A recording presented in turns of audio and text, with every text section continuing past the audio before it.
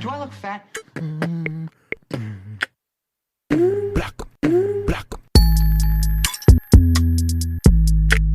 Hey guys, thank you for tuning in to another episode of the Do I Look Fat podcast. This week, my guest is one of the most multifaceted internet personalities, someone who taught me how vital body appreciation is, and the reason I came up with the acronym FINE and Thick, the Thixen Vixen herself, Tai Mcqueen. Hey babe, how are Hey, you? beautiful. Thank you so much for having me. I'm doing well. Thank you. Thank you so much for coming.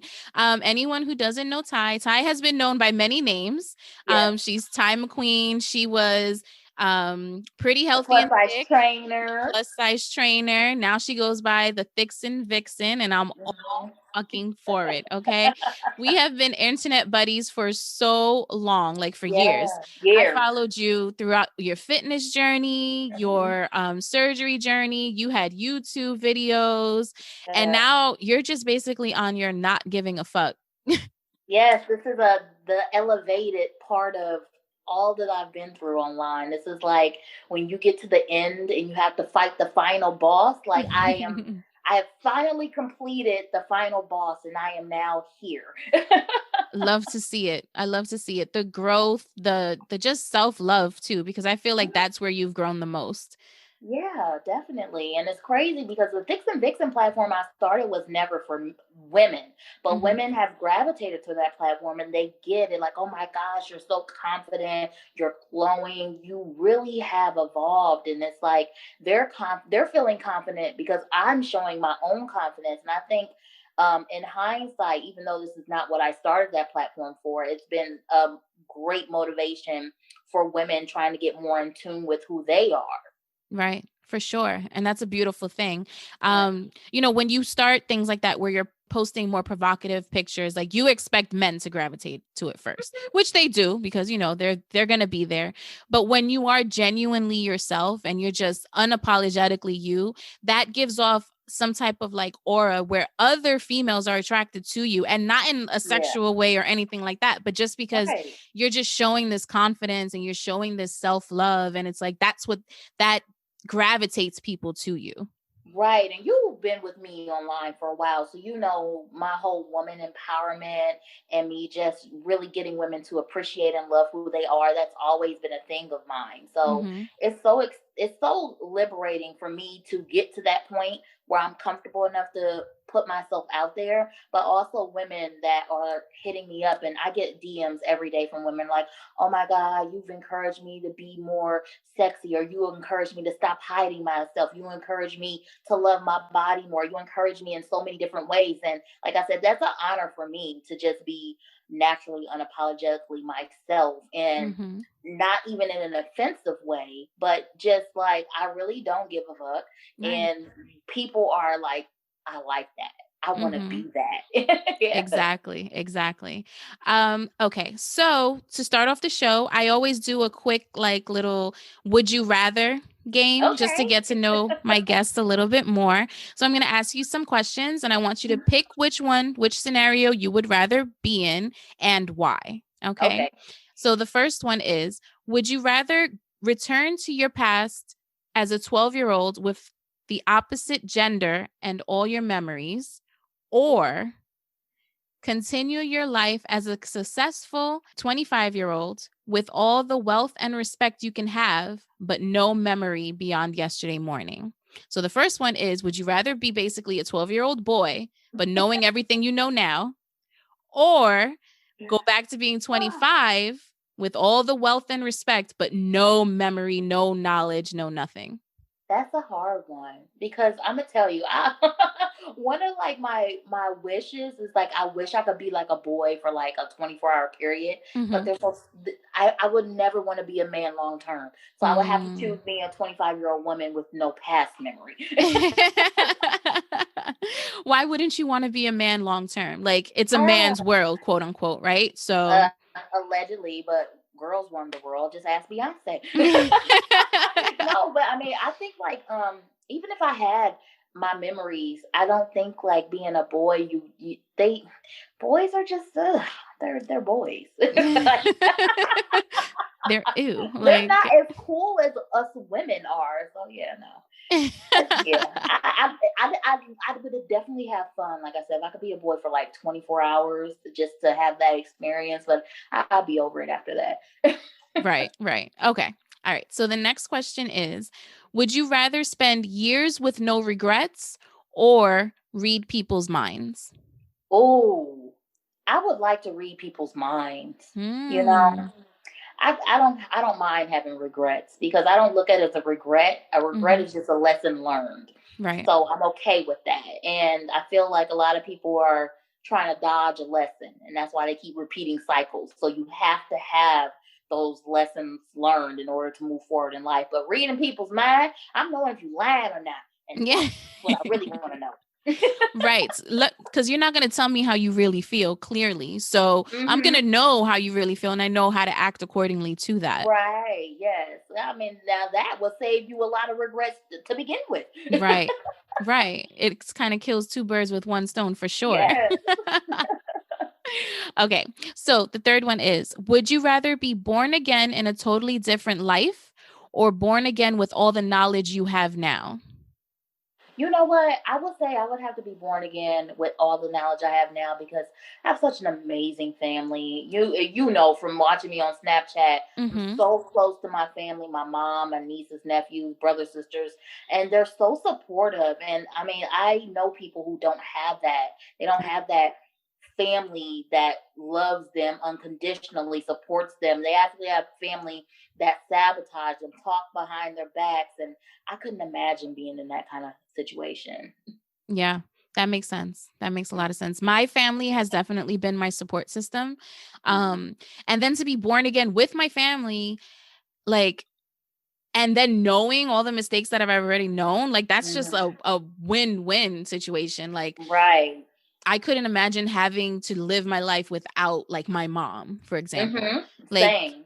regardless of anybody else, like I love my sister, I love my cousins or whatever and all of that, but like my mom, like she is my Right. backbone and I couldn't even imagine not being here without her for Right. sure. And that, and plus, I look just like my mother. Here Yeah. I am, part two. Right. Okay. Let's see. Would you rather have indestructible willpower or be unquestionably lucky? You know what? I think I'm already unquestionably lucky. Mm, So I had an ex of mine tell me the reason that he liked me so much is because no matter what happens to me, I bounce back like mm, nothing ever happened. He said, I have never met anyone who has rebuilt themselves, rebranded themselves, recreated themselves as much as you. And right. every time it's better than the time before. So I would be indestructible, definitely. Yeah, that's called resilience, right? So like Hmm. regardless of what throws you down, you come back and you can come back stronger because not only did, you learn something from there like you said before, like it was a lesson learned. So like you're Hmm. learning from it, you're building from it, you're breaking the cycles so that you Right. can evolve. So yeah, and having indestructible willpower, like you can do anything if you Yeah. have the willpower to do so. Definitely. And I mean, a lot of times that I tell people, they always like, I wish I had your motivation. I wish I had your tenacity. I'm like, you do. But Mhm. it's just, you have to tap into that.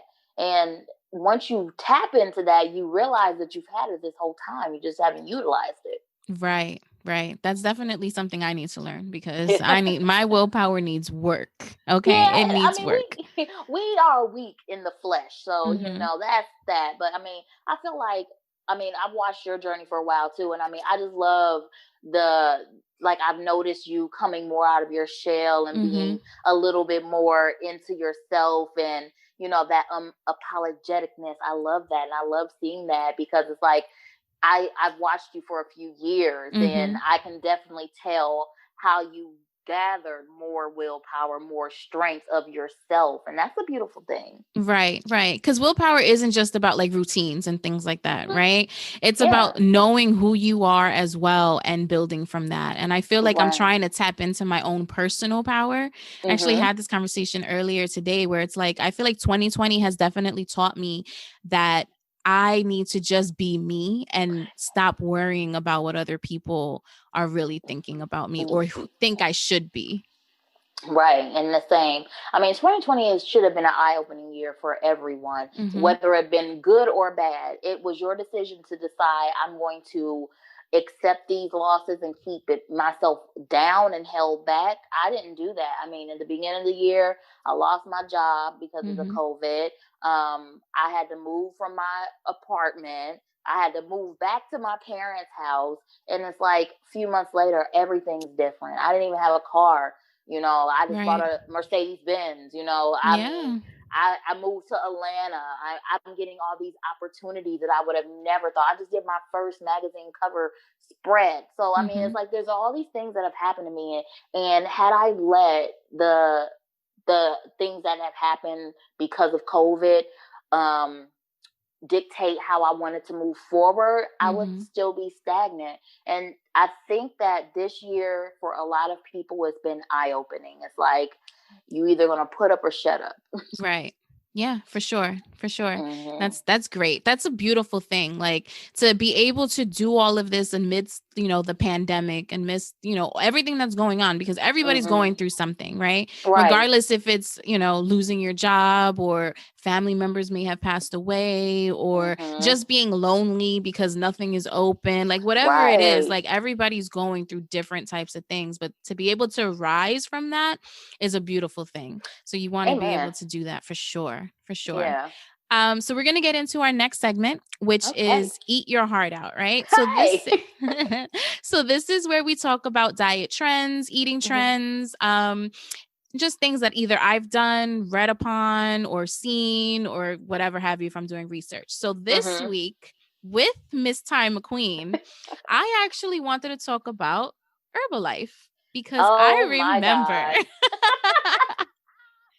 I know there would be a story to tell, right? Yes. Um, for anybody who doesn't know, Herbalife is a multi-level marketing company that sells Mm-hmm. nutritional supplements and personal care products in countries all over the world, right? Right. So they have meal replacement shakes, teas, multivitamins, supplements, and all that jazz. Mm-hmm. Um, essentially, I've tried Herbalife. I know you were a distributor for a period of time. I Mm-hmm. think you were my distributor actually Yeah. at a point in time. um, for me, don't get me wrong, Herbalife can work because Mm-hmm. essentially Herbalife is just it puts you in a caloric deficit, right? Right. Because you're just drinking the shakes instead of eating food. So when you Mm-hmm. do that, you're bound to lose weight. In your opinion, what are the pros and cons of Herbalife? Okay, so I'm gonna just say this first and foremost. I have a whole video on my YouTube. For anybody that wants to check it out, the channel is Pretty Healthy and Thick, and there's a video on there is why I quit Herbalife. Now, let me just explain to all of you. I was at Herbalife for about 3 or 4 years. I had I was able to leave my job in corporate America because I was doing so well in the Herbalife business. I was able to, at that point, go full time on social media. Um, a lot of good things I can say about Herbalife, the actual product. And I have a bias because I was in the company. I see it from a few standpoints. The product Herbalife, I love Herbalife. I love how it tastes. I love you know, the teas. I actually enjoy the teas. You get an energy boost out of it. They had other products that I like. The fat burner, I swore by it. I have no actual qualms with the product of Herbalife. That's the pro. I'm gonna Mm-hmm. tell you the con. The con is the con artist selling Herbalife. Right. They and that's exactly what they are doing. They're conning a lot of people into thinking that this is some get skinny quick type of product and that you have to spend all this money on these nutritional things. And they, they brainwash people into thinking like, oh, just drink these 2 shakes. And I remember being in Herbalife and people were like, how are you successful and you're taking this product and you're eating food? You're not supposed to be eating food. You're supposed to just only be drinking a shake. And I would just have to point out to people like, why would you think that? The shake is like 90 calories. Right. Why would you drink 2 90-calorie shakes a day and think that was enough food to suffice you? It's not. So I had to, I spent a lot of my time really just telling people the truth about how to take it and trying to get people not to be conned by others just trying to make a sale. I was really and genuinely, like I've always done, trying to help people. And I would tell you, you don't need to buy all that stuff. If you want to, that's on you. But I'm going to tell you, get the bare minimum. Get this, get that, take it this way, eat this, but don't eat these things. Be extra, active, drink your water. I really was trying to get people to see it the right way. But unfortunately, it's like one bad apple spoils a bunch. And a lot of bad apples spoiled the whole premise of what Herbalife did. When I was in, it was at the time they were getting sued. And that whole thing that happened with, we had to change a lot of things. Herbalife, the corporation, like corporate Herbalife contacting me, coming at me because a lot of distributors were taking my pictures. This was like the height of my weight loss career. But a lot of distributors were taking my pictures and like, oh, take this product and lose and you can look like her. But I never lost more than 15 pounds on the product. I lost my weight before that. So it's like I became known as the Herbalife queen, and it was just a total mess. So I got a bad taste in my mouth because of the way that they presented the product and misrepresented the product, because it's good, but it's good for what it actually does, not everything that they try to make you think that it was going to do. So, and it's the same because now it's TLC. And I got into TLC. I'm still a distributor, but I don't promote it, but I still offer it. And I got into TLC, and what I realized is like when they brought all the celebrities in, and I don't know if you've heard my rants that I was having on Snapchat while I was still on it, about how they were deceiving people, like making you think you need to take 3 months of product in 1 month because that helps their bottom line. It does nothing for you other than you just taking a bunch of product for no reason. So when I try to attach my name to anything, it has to be ethical and it has to be something that I know I can say like, this is something I can stand behind. And when it comes to TLC, I like that product. I got some tea right here. I love the product. But when you're going to misrepresent the product, it's like, that's the con of the whole thing. Right. Because at the end of the day, Herbalife it became more of like a pyramid scheme than it did about the actual products, because I like Herbalife too. I like their shakes sometimes. I'm not big on shakes for the most part, but if I needed to do a shake, and if I was doing like something where like in a month I'm like, okay, I'm gonna do meal replacements or whatever, because that's not something that's good for me in long term. If I needed to lose like 15, 20 pounds for a trip or for a wedding or for whatever event that is coming up that I'm just like, okay, I need to drop this weight, then I'm going to probably do something like that. Right. And I enjoyed it. I didn't really get into the supplements just because that just wasn't for me. I did like, what was the name of the fat burner? It was the Prolessa Duo. Yes, the Prolessa. That works. I swore by that. Yes. That definitely worked. Yeah. It works. But when it became nasty, but it worked. Disgusting. But when it came to the actual, like the marketing of it, the way, oh my God, Herbalife people on Instagram are the most annoying people in the world. They're like a cult. Oh my God. And that was another reason I couldn't, like I had got to the highest tier that I could get to, but you had to have a team. I was not willing to bring people into my Herbalife team because I didn't like the practices that they were, putting out there. So I was like, I didn't want to influence anybody else and bring them in. And now I'm responsible for teaching them some practices that I didn't even go by myself. And like you said, it did become like just like a big thing about a pyramid scheme and getting money. Yes, they gave you a product, but behind the scenes, how they would, coach and try to force, like, oh, if you get this many people in, then you can get this much money. It was all about money, money, money, money, money. I made this much money. I made this much money. And it really clicked with me when I used to go to, like, they call them the STS trainings. Mm-hmm. I went to one, like, in different cities. I went to the extravaganza, which I had an amazing time. I met a lot of great people, but I probably was in an STS, and I would travel. I would go, like, out of town to go to them because you would meet more people.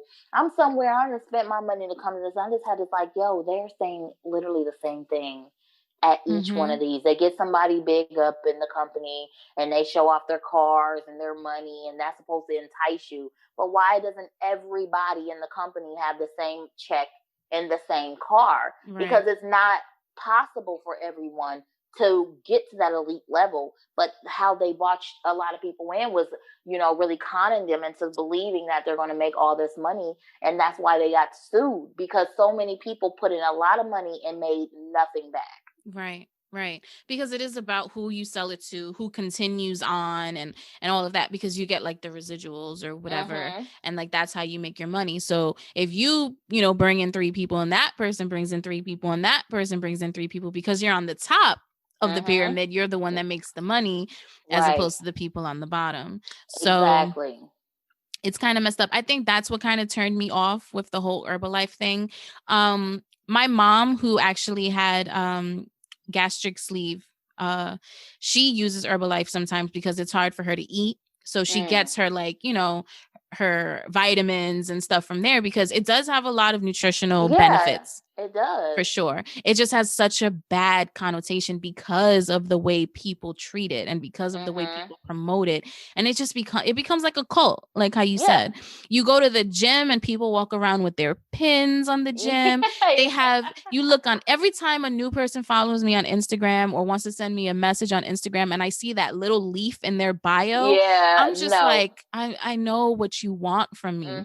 You see that I'm a thicker girl and that I'm probably, maybe want to lose weight at some point in time, or maybe you see me at the gym or whatever have you, and it's like, oh, I'm gonna sweep in as if it's not 2020 and everybody has heard of Herbalife already. Thank you. And like I say, even the same with TLC. So I had got on live and I was basically telling a story. Somebody asked me about TLC, and I was telling me, yeah, I'm a distributor or whatnot. Just to cut you off, is that the NutriBurst? Yes, that's the NutriBurst. Okay. So but the live wasn't about that. I ended up having a live, and I got a little emotional. It was like a really in-depth conversation I was having with my audience. Some girl comes in my inbox and says, oh, I noticed that you said I noticed you talked about the NutriBurst.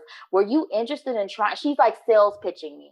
And I'm thinking to myself, I just cried in this live. I just gave so much raw, emotional, verbiage, and you're in my inbox talking to me about, do I want NutriBurst? And I just responded and said, I'm already a distributor. Thank you. She rebuttals and says, oh, but have you been did you not just hear me? First of all, this is inappropriate. Like, this is totally inappropriate. And you're so gun-ho on trying to sell me something that you didn't even get the fact that, one, I already said I'm a distributor in the live. You come in my inbox and I told you I'm a distributor again.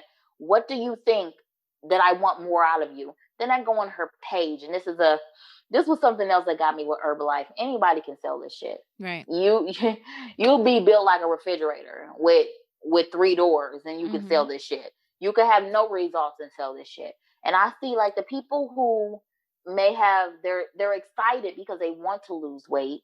They're taking a product because they're optimistic, and now they want to try to get you.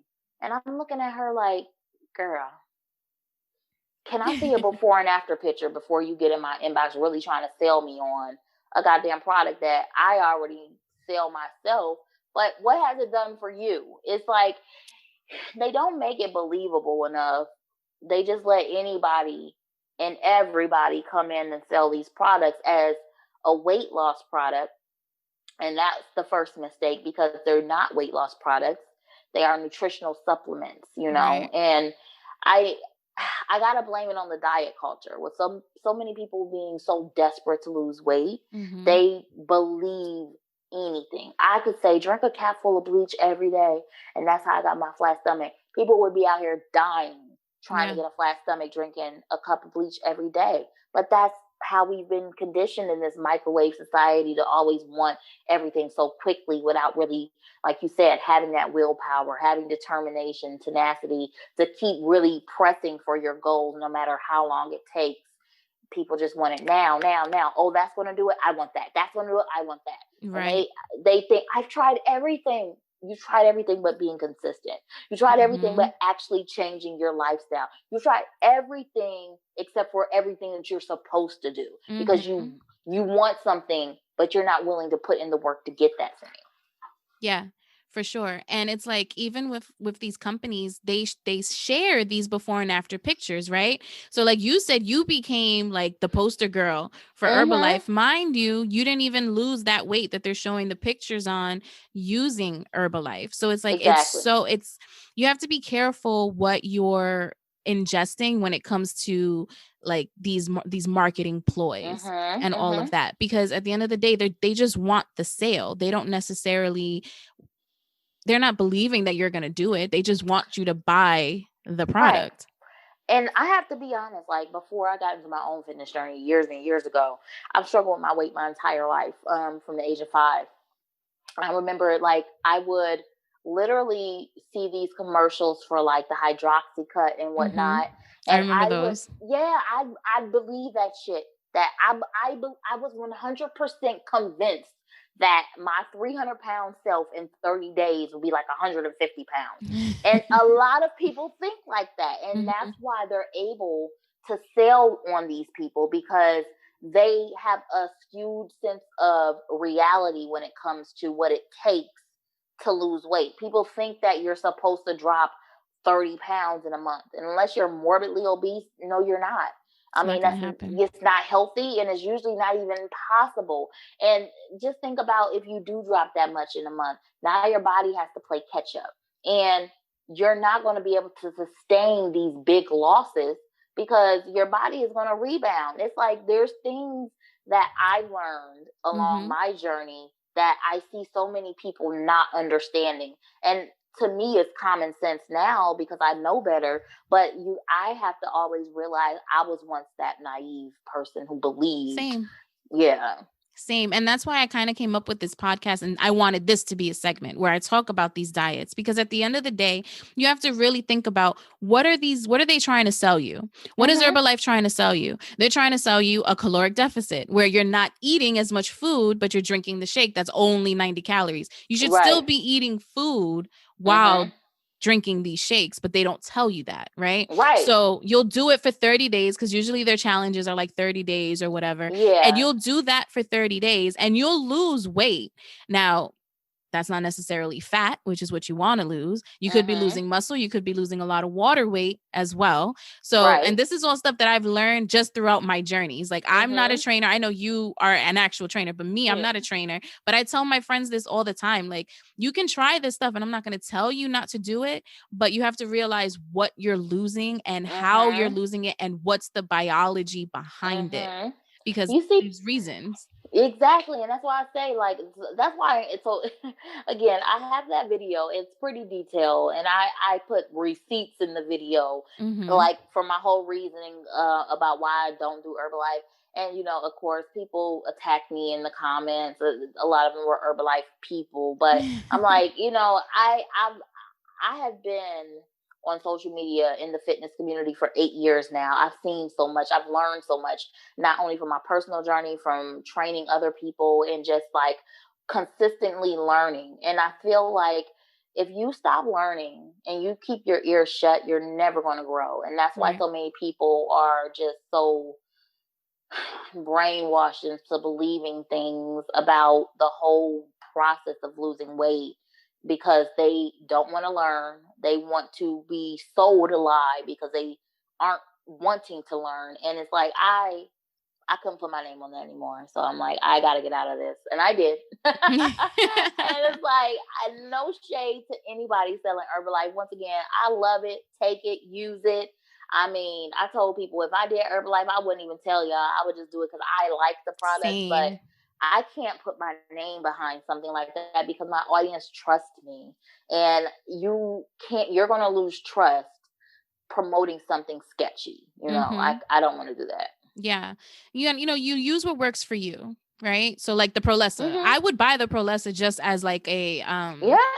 a pre-workout, right? So instead of buying like Mm-hmm. C4 or whatever have you, like I would Right. buy Prolessa and use that, or the teas. I like the teas too. Oh, yeah. They give, I mean, when the That first little time I energy took the boat. tea, that energy boost, let me tell you, I felt like I was bouncing off the walls the first time I took Yeah. that shit. Like it was wild. I was like, okay, Yeah. I need to chill out. I need to not drink any caffeine ever when I take this, Yes. because my heart is literally about to pop out of my chest. But Right. if I'm at the gym and I need a boost, because at the time, like when I lost all the weight, what I would do is I would go to I was in the gym, my God, 5 days a week. 5 Mm-hmm. days a week, and people would say, "Oh my God, you're using Herbalife." I remember I had these before and after pictures for Right. the 30 days in Herbalife, and you can see the difference. But what you didn't see was that I was going to the gym every other day. I Mm-hmm. was, meal planning all my meals. I Yeah. was drinking all my water, like all of that. So yes, the Mm-hmm. Herbalife helped when it came to eating, just because I can fucking eat. I love to eat. So if I Me have a too. shake and it's going to get me full, that helps me not eat all the food that I was Right. eating before. But I still had to put in work, and people don't want to Mm-hmm. put in work for They the most don't. part.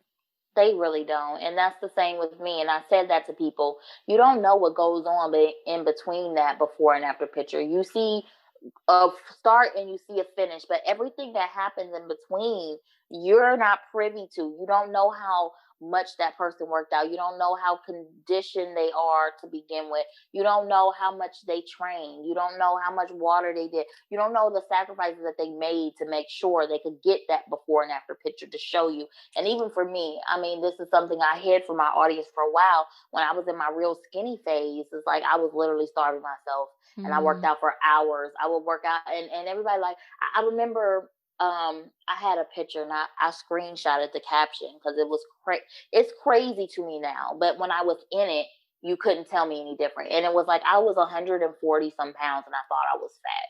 I couldn't see Mm. any different, and it was like, oh my God, I felt like I needed to lose more weight, because then being online, putting myself in front of people, they're telling me, oh, I need to look like this. I need to lose more weight. I need to do that. And it really created a mental illness in me where I was so fixated on the scale. I would starve myself. I ate the bare minimums.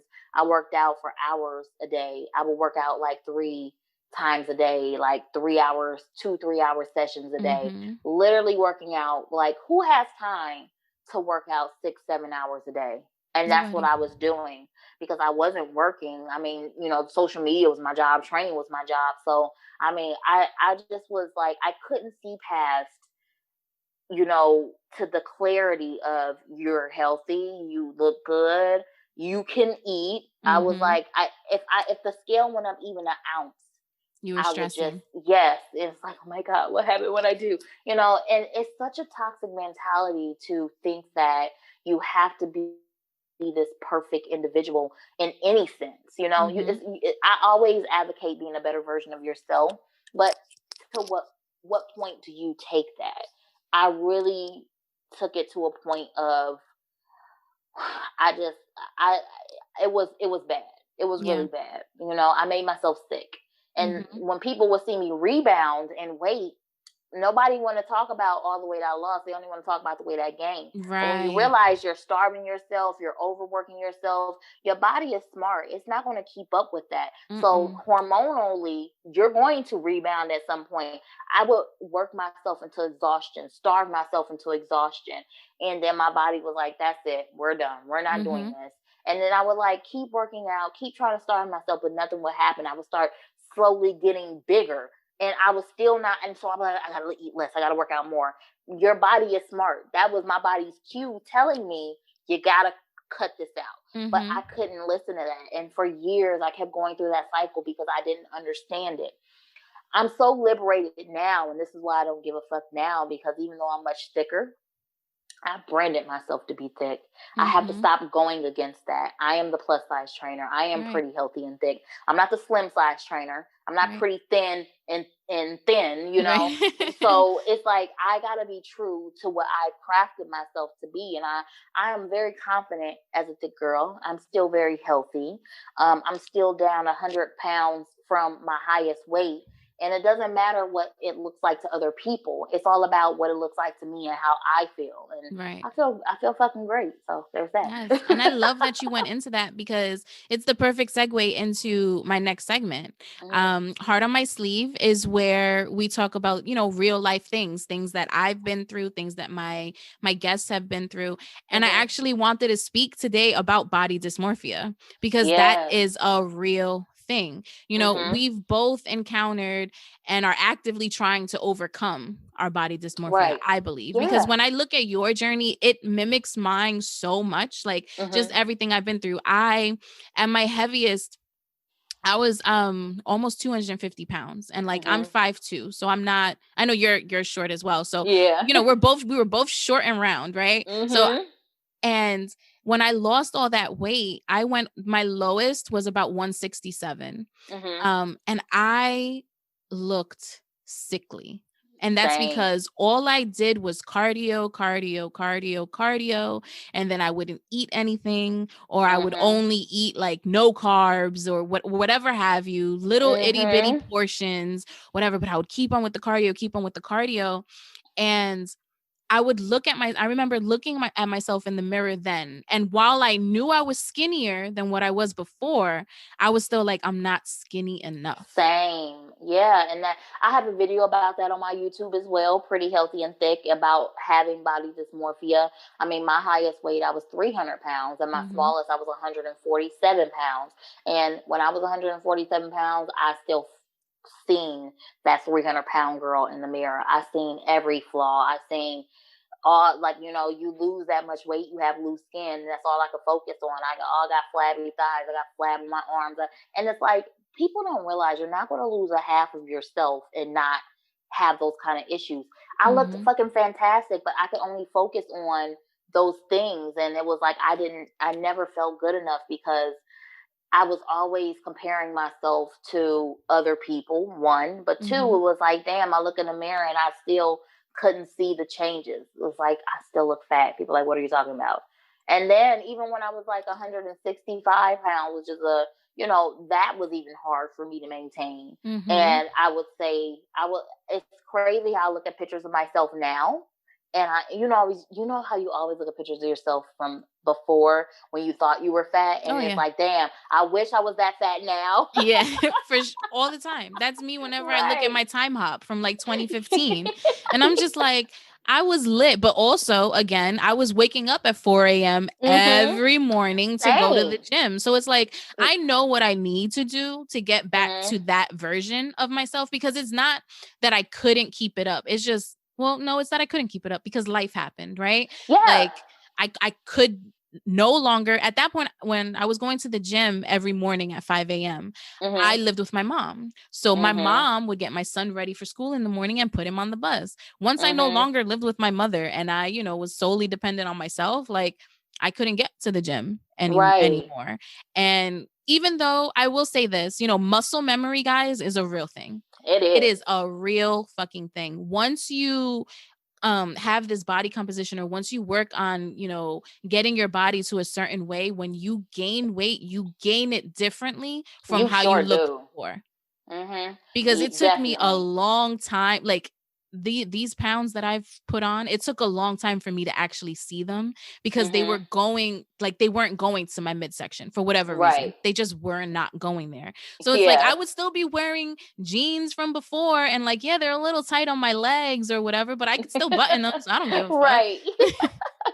Exactly. But I think, like, even for me, the biggest thing that I learned is that I have to, and this is why I started the body appreciation, no matter how I look, I have to appreciate that. I think people are so like, oh, when I get to this size, then I'll love myself.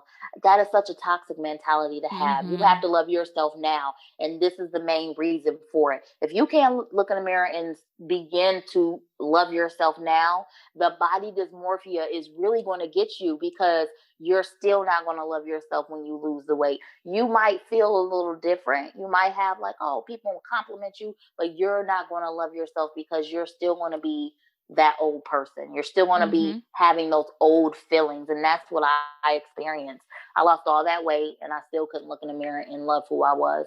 Now, even with more weight on me, I'm like, yo, I feel so sexy. I feel so confident. I didn't feel like that before. Right. And it took me years and years to finally break that toxic mentality. But I'm telling you, it's such a liberating thing. Yeah, once you start loving yourself for real. So, now I know you're loving yourself now, but do you still think that you still have this body dysmorphia? Like, or are you just actively fighting it? I don't think I have it anymore. I see myself for who I am, how I am, and there's no judgment. That's the difference now. I'm not looking to be anything other than what I currently am. And I'm not there's nobody that's goals. I hate when people say, oh, that's goals. No, be your own body goals. Right. Like you're never going to look, you could eat the same thing.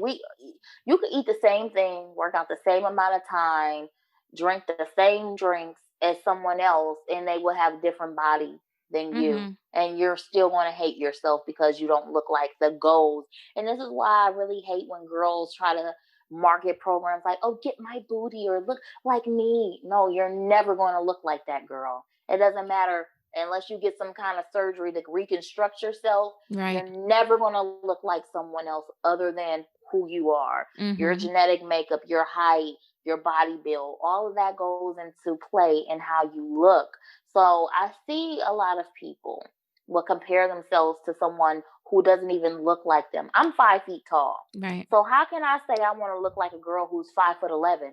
That's never going to happen. At all. We could be the same weight. I'm going to look completely different than she looks because she has a more body to distribute her weight around. I don't. My weight goes to my boobs and my hips and my butt. Some girls' weight goes to their stomach. Some girls' weight goes on their back. Everybody is different. So I think one of the biggest things that, a lot of you women have to break is saying that another woman's body is a goal for you. Be your own body goal. And you don't have to be perfect. It's not about being perfect. It's always just about being a better version of yourself. For sure. Now, do you think the fitness community actually contributed? Toxic. Oh, AF. And I'm having such a hard time getting back on my fitness page as much as I want to. What I realize is that I have to grow that audience more. And I have to grow it in a way that doesn't revolve around weight loss.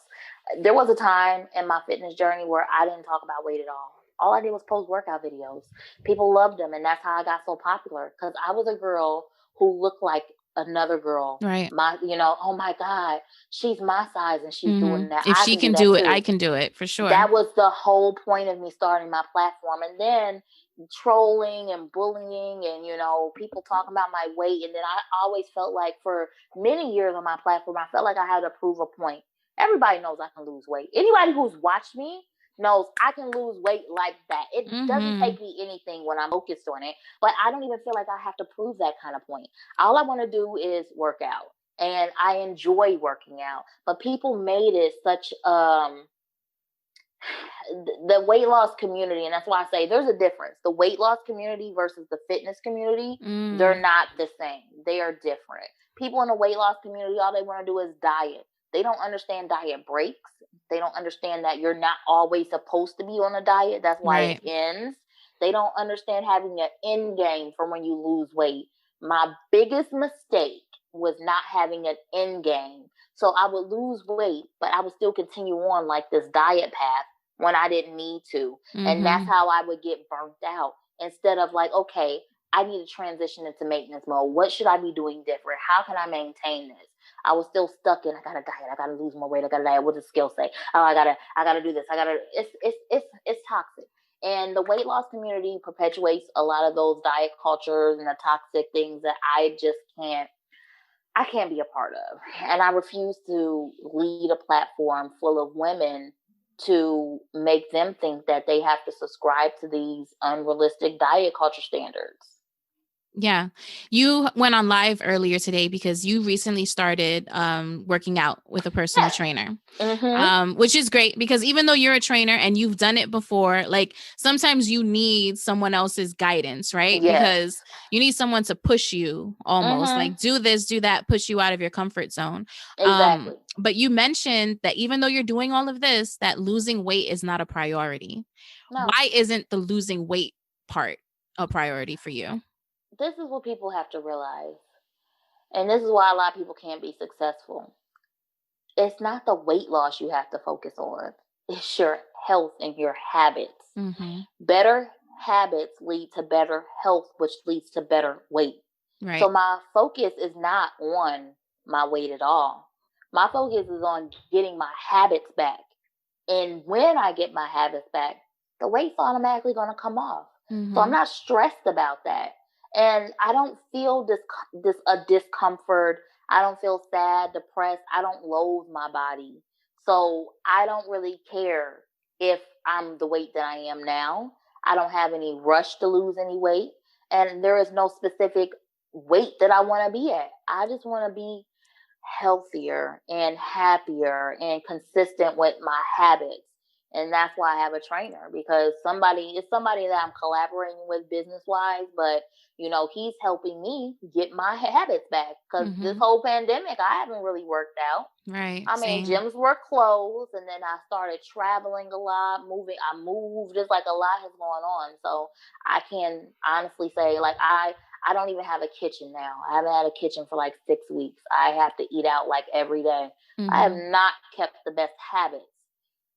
Changing your habits, and this is what I always say, you cannot lead a fat forever whole lifestyle and expect to lose weight. It just don't happen like that. You have got to change your habits, and you gotta not focus on the weight.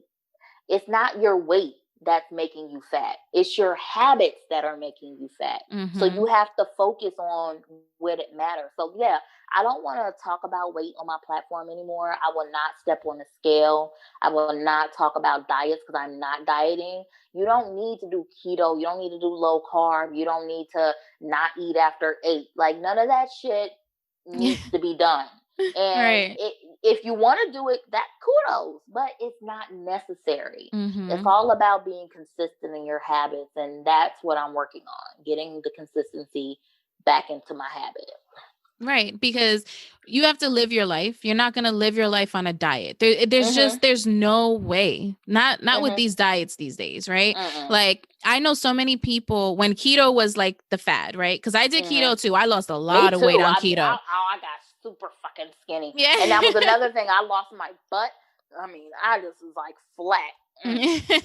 It works, right? Keto, biologically, it works. It does actually like burn the fat out of you, right? It does. But that is so, in my opinion, you can't sustain a keto diet. Like, it's so difficult. Anything can take you out of ketosis. Like, literally, you eat one thing that's more than 20 carbs or whatever grams of carbs, and you're out. Like, and then you have to work on getting back in there. And it's like, if you have to fight your body that much, then that's not something you should be doing. It's not. And when I did keto, I was a vegetarian. So imagine not having a whole food group of carbs and not eating meat. Like, that shit was hard as hell. And I was so deprived. And I mean, I made it look good, but I was really miserable. I couldn't stand it. I feel like this was your and I'm bringing it back to the Snapchat days when you used to go on your mile walks playing Pokemon Go or whatever. Yes. I did. But that was just fun for me. And people don't realize that's a part of just having a healthy habit. And I was just saying the other day, like, I used to walk every day for at least a couple of miles, and not even because I did it because I was exercising. It was just a part of my day. Like, okay, it's time for me to go on my walk. I listen to a podcast. I play Pokemon Go. You know, it was like me time for me to just kind of think, clear my head or whatever. And that's like, that is a healthy habit that I condition myself into without having to make it something like, oh, I gotta work out, or you know how you feel when you gotta work out sometimes. Like I was like, oh, it's time to go on my walk. I loved going on my walk, and that's why I said I gotta get back into doing that. I loved going on my little walk, and I would just walk and walk, and I look up and I'm like, oh shit, it's been like 2 hours. I've just been out here walking. Right. Yeah, for sure. And people don't understand, it's the little things that can help you so much. Like, you don't have to be a heavy lifter. You don't have to be running 7 miles a day. Like, you don't have to do these things in order to be healthy. Like, not everybody is an athlete. Right. And this is the thing too. I don't think people take into account that your health is more than physical. And your health, your weight isn't your health. Right. That's a common mistake people make. But health is more than just physical. What about your mental health? A lot of people are suffering mentally, and that's why they can't progress physically. You have to address mental health, and that it has to be a priority. Your spiritual health and wellness, your financial health. There's so many different healths that people neglect. And for me, I felt like I only paid attention to one portion. And that's why I was for so long just depleted, because it was like, I'm not refilling my spiritual health. I'm not refilling my mental and my emotional health, things that I needed to pay attention to. So this is the reason why weight is like a non-factor for me, is because I feel more complete, because I focus on more than just weight. I focus on my overall health. And if I'm unbalanced in one area, there was many times on Snapchat I would be going through depressed cycles, and I showed that. I never shied from showing that.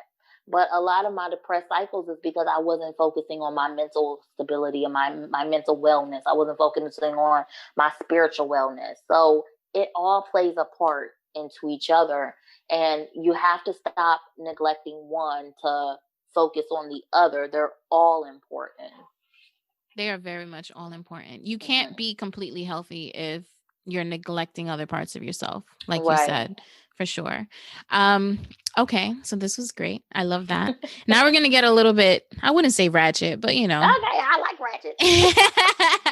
This is why I fuck with you too. I'm not even going to hold you. Like, you be like, these hoes, like, fuck these bitter ass hoes. These raggedy bitches. Yeah, they hate me, but that's because they ain't me.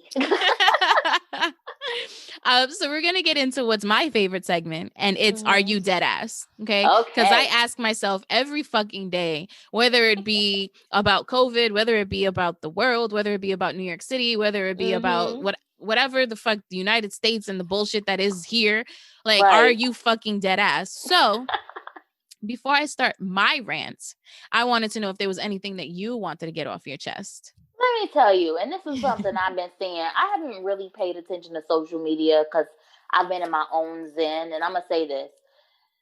Y'all got to get offline. I'm only online because it's for my business. But I realized not being in the shade room and not really paying attention to social media, I found more zest in life. But let me tell you, so I guess there's this whole thing about the Birkin bags. Oh, God. Are you dead ass? Like, seriously. First of all, it's just like, why is this like, I don't care. I don't fucking care. Like, this is my thing. If a man is going to spend that much money on me, I don't want a fucking purse. You're going to spend $10,000 to $20,000 on a bag. What the hell am I going to put in it? I'm putting my sriracha sauce in it. I mean, like, what? I mean, it's not too much I'm going to carry in that bag. You know what? You can put that $10,000, $20,000, my business. Invest in my brand, buy me inventory, build me up that way. Like, I'm going to get so much more benefit out of you investing in me than buying me a fucking $10,000 bag. And then these bitches out here, girl, there's just so many things. Yeah, it's like these girls out here are really feeling like they got to have this purse because the rappers are talking about it. Like, I just can't believe people are so brainwashed. And not only that, if you realize that a lot of these people who are now bragging on Birkin, they're Black people. Mm-hmm. You making some rich white person rich that don't even want you sporting their brand to begin with, when there are quality Black businesses out here that you could be putting your money into and promoting that. And I'm just like, y'all so fucking anything. Like when Gucci was, everybody want to wear Gucci. Now everybody want to Dior. Everybody want to wear Dior because of Pop Smoke. Like, it's fucking, listen, I wear Walmart, bitch. It's Forever 21. You know, H&M. First of all, I don't have time. Like, that's cute or whatever. Now, don't get me wrong. There's some bags that I would love to have, and not because necessarily of the brand name or whatever, but because I like the bag. Like, the bag is beautiful, and I would love to have, like, but I had posted on my story today, I think it was, and it was like, listen, and if you buy me a Birkin bag, I'm probably going to sell it because I don't need the fucking bag right now. I am in a place where I could use that money. I can build my credit. I can put it towards like a down payment of a house. I can get a car. I could do so much with that fucking money instead of being broke and bougie, walking around with a Birkin bag. Right. And nothing in it. Nothing in it. I don't even have the money that the Birkin bag. I don't have the money that the bag cost in my account, but I'm here with the bag on my wrist. Like, that doesn't make sense to me. It does not make sense. And I can't sit here and justify you or anybody giving me this bag and still be not where I want to be in life. Thank you. And that's what I'm saying. Who are you proving it to? What are you proving, and who are you proving it to by having this bag? Because first of all, them Birkins ugly. That's just to me. They are ugly. And it's funny because Just Hilarious, she knows she does Just with the Mess. She did one today, and she was talking about how she showed this bag. She called it she said she got it from Burlington. She called it a Burlington or something she called it. But it was like a knockoff. Not a knockoff, but it was like a Birkin style bag. So that little bag from Burlington looked better than all the Birkins I've ever seen. Like, it's just, you're literally buying into a name. That's all you're buying. Right, but you watch Sex and the City. You live in New York.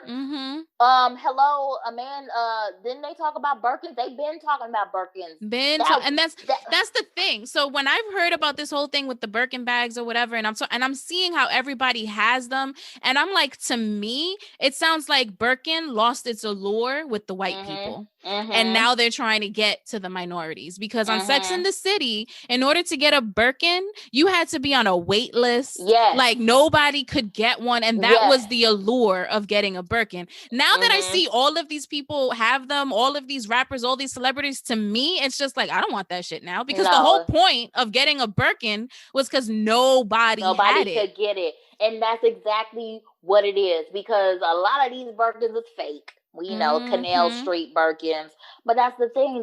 They're still exclusive. You still have to get on the list to get them. They only make certain amounts, and then they give them to certain people. They'll give them to a Cardi B, a Nicki Minaj, somebody who's really big like that.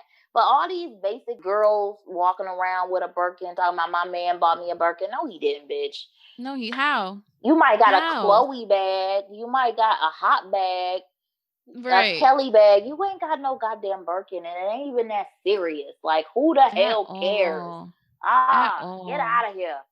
This whole Birkin conversation, it's just like, let's not. Yeah, please. Like, let's not. Me personally, I'd rather have a Celine bag if we're gonna talk about it. Okay, I mean, a Celine bag. I don't know. I want a nice little Chanel bag, classic Chanel bag. There's a lot of nice bags that you could get, and you could get that one bag, $10,000.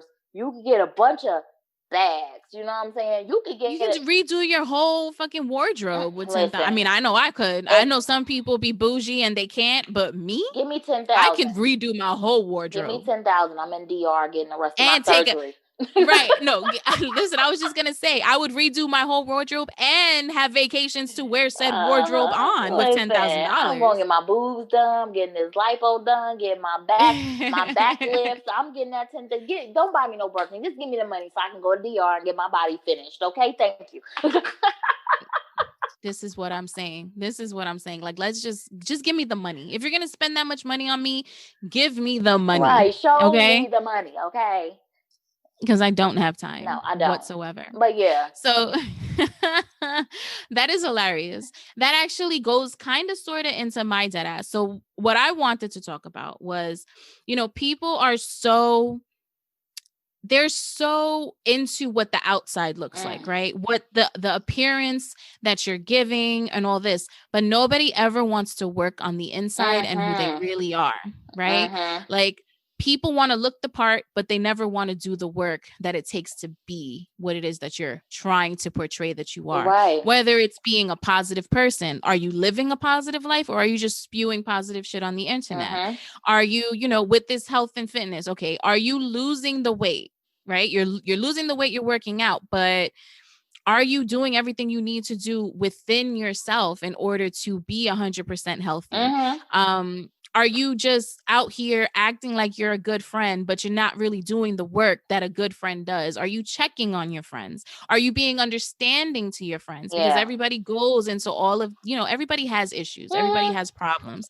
Are you being that person that you're portraying to be? Right. And like I said earlier, I feel like this year I have really just tried to look inwardly on myself. And while that can mean that I'm a Cancer, right? You're a Scorpio. Yeah. Scorpio season is here, and it's almost her birthday. But I'm a Cancer, and sometimes I retreat into my shell. Yeah, Cancers sometimes I do it all the time. Or sometimes I'll just have like, there'll be one friend and I'm with that one friend all the time because it's a safe space for me. Like, I know what to expect from this person. I know this person is going to be there for me. And sometimes I retreat and I latch on to just one person, one thing. Right.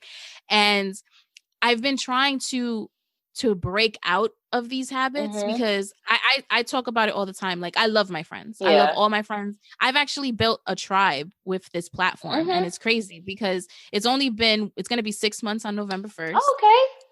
It's only been 6 months, and I feel like I have built a tribe, but I felt myself pulling away from the tribe. Even though I'm here every week, even though I talk to them on Instagram, even though and all of that, I could still feel myself pulling away. And it's because I found something that was safe, right?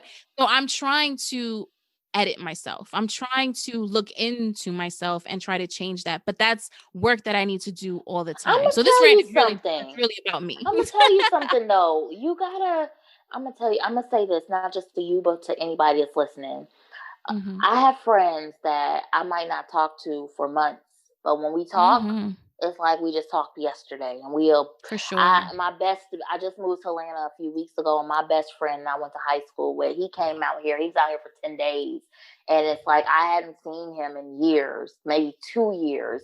And we're in group chat, we on the internet, but we haven't like really talked. And he was out here for 10 days, and every day we hung out, and we just had the most deep conversations, catching up, laughing, creating new memories. And I might not see him again for another 2 years, but guess what? Right. We know that we're friends. And I think a lot of people have to stop taking it personally when they don't hear from people. A lot, like even me, I kind of feel guilty sometimes when I go away from my platform because I feel like people depend on me. They want to see me. And I know that people genuinely care about me when I'm not around, but it's for my own mental health and stability that sometimes I can't. And I don't think that people should feel any type of way when you have to do that. I have to retreat into myself sometimes because it's protecting your peace. It's protecting your energy. And sometimes you got to build up that energy. What they say, you can't feel from an empty cup. Sometimes you just have to refill yourself before you can go back out and be around people. So don't feel bad about that. I definitely say, you can create more safe spaces. I would say that. But don't ever feel like you always have to be giving of yourself, because that's a mistake that I made. I mean, I have over 500,000 people follow me on all my platforms. To always have to get on the internet. I don't have any personal accounts on the internet where I could just be looking like most people log into the internet because they want to be entertained. I log into the internet because Right. I am the entertainment. I always got to be on. I Right. always got to be there for people. People dump their problems on me when I'm not even expecting, and I already got my own shit going on. So I say that, the more you're going to amass following, you'll get that same thing. Never feel any type of way for taking the time you need to refill your cup. It's important. That's that part of It's very mental. That's much that important. mental wellness that I was talking about.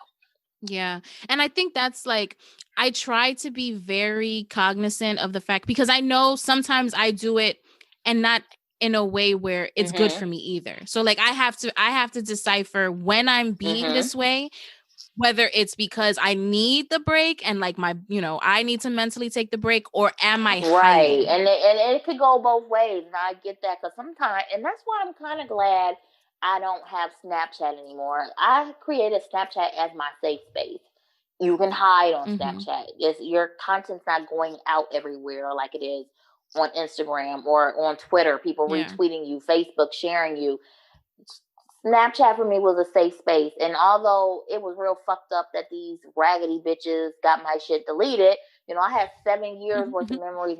My trips I've taken, my nieces, literally, I could watch my nieces growing up from the memories I had on Snapchat that I can't even get back. But the benefit that I see out of it is that I have been getting more opportunities being in the open and people seeing me versus being on Snapchat. It's a secret. Nobody sees me. So yeah, I definitely agree. You got to know when to be out there and when to stop hiding, So let me ask you a question. Since you've been like a social media personality for so long, right? How do you choose what you share and what you keep to yourself? Because that's very important. That's a good question. And I've been online for 8 years. I definitely have overshared in the past, but I've gotten to a point where I used to feel like I had to make posts. Like I have to share. I have to make posts. I don't force anything. I only share what I want to share. And, people have told me, oh, you need to explain this and you need to, no, I don't. I don't have to explain anything. You're a stranger on the internet and you're not entitled to know anything more than what I tell you. And on top of that, you know how people like to take the little bits and pieces. You got to realize, like, what I post on social media is like a little bit of my life. It's not even a whole 10% of my entire life. You can take and run with whatever you want to run with off of that little bit of information that you got. And that's what people do. So I'm going to give you enough to create whatever narrative you want to create. And the rest I'll keep to myself. So I used to feel like I always had to post, and now it's like I don't want to share shit. I don't, because I'm gonna tell you what it is. I used to overshare so much. I feel like I blocked a lot of. Hold on. Okay, I feel like I blocked a lot of my blessings sharing too much, telling my every move. When people don't know how to come at you, they don't know what angle. Like right now, I'm doing a lot of shit in the background and I'm not saying anything. You're going to see it when it happens. You're going to see it when I post about it. Up until that point, you're not going to know anything. So, like, even the Thixen Vixen platform, like, I have so much shit that I'm doing in the background. And if people think that they got this, they think they know, but they have no idea. Like they say on a diary, you think you know, but you don't have any idea. But I have learned you got to really be careful because the enemy is out there waiting to attack. There's people out there, just like there's people out there praying for your success, people out there are rooting for your downfall. And when they know exactly what you're trying to do, they're going to try to block that blessing. So I try to just share enough to keep you engaged, but not overshare where you're going to try to come at me and the blessings that I have coming to me. Yeah, for sure. And I'm glad you brought up, the Thixen Vixen, because that's something, if you guys haven't heard already, I do have a second mini episode that comes out midweek now, and it's called Kiss and Tell. And we're going to talk more about Tai and her Thixen Vixen personality, persona, way of life. I don't even know what to call it, but we're definitely going to speak more on that. But we are going to end this episode of Do I Look Fat? I thank you so much for coming on. You have no idea. Anybody who has been listening to Do I Look Fat from the beginning, I mentioned Tai on my second episode. Like, she was the person who I shouted you out. Like, I was just like, she is bomb. Like, I love her, blah, blah, blah. So if you want to go back to listen to episode 2, you will hear me talk about the Miss Tai told me McQueen, about okay? that. I listened to that actually. I'm like, oh, it's so dope. Yeah. Where can my listeners find Okay, well, you? you can find me everywhere: Instagram, Facebook, Twitter, everything. I have 2 separate platforms. So Thixen Vixen, and that's Thixen Vixen. You can find that anywhere. Thixenvixen.com website is in the works. I also have another platform, which is more my health and fitness platform. It's called FAT, which is the acronym for Pretty, Healthy, and Thick. So Pretty, Healthy, and Thick is on YouTube, Instagram. I believe I have a Facebook as well, and I haven't been that active on it, but we're getting back into that because we're doing a comeback, and what they say, don't call it a comeback. It's gonna be something good. And I'm changing that platform up, but like I said, it's not going to be about weight loss, but it's really going to be more body appreciation and a lot more overall fitness, like health and wellness, not just weight loss focus. Yes, love it. Can't wait to see it. Can't wait to see everything that you got cooking up. A little bit of everything, because I see you may not post about it, but I know you're working. Okay, I know you're putting in the work, girl. For sure. You can follow me on Instagram _StephyKiss, StephyKiss. The podcast page is Do I Look Fat Pod, exactly how it sounds. Both me and Ty's information will be linked all down below. Don't forget to rate, review, subscribe, share, tell your friends to listen, tell them that we be having dope ass conversations, all that shit. So I will see you. This episode will be posted on a Friday. Fine and Thick Friday is what I like to call it. So you will catch me every Fine and Thick Friday with a new episode. Thank you so much for tuning in to today's episode. Mwah. Bye, guys.